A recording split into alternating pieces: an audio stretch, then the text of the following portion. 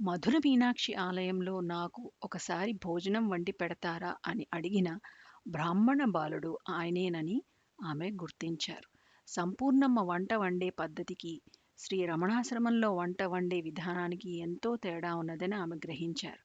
ఆమెకు వంట చేతనైనప్పటికీ శ్రీ భగవానులు ఆమెకు వండటంలో మెళకువలు, స్వల్పమైన తేడాలను గుర్తించి రుచికరంగా భోజన పదార్థాలను ఎలా తయారు చేయాలో నేర్పించారు.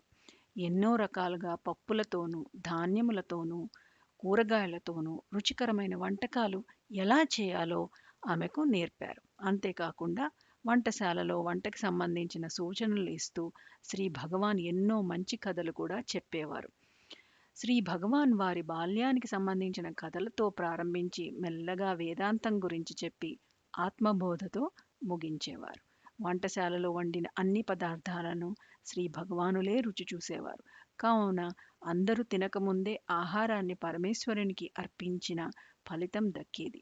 సంపూర్ణమ్మ వంట తల్లి అళగమ్మ వంటను గుర్తు చేయుచున్నదని భగవాన్ ఎంతో ఆప్యాయంగా అనడం సంపూర్ణమ్మకు చెప్పలేనంత ఆనందం కలిగింది.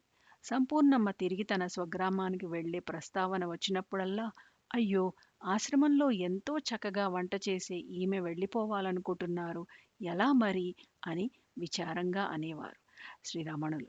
కేవలం శ్రీ రమణుల సన్నిధి ద్వారానే సంపూర్ణమ్మ గారికి మరియు ఆమెతో వంటశాలలో పనిచేయు వారందరికీ సాక్షాత్తు పరమేశ్వరుని సన్నిధానంలో ఉన్నట్లు మరియు వారు చేసిన పని అంతయు కూడా పరమేశ్వరుని సేవయేనని వారంతా అర్థం చేసుకునేటట్లు శ్రీ రమణులు చేసేవారని సంపూర్ణమ్మ తరచు అనేవారు.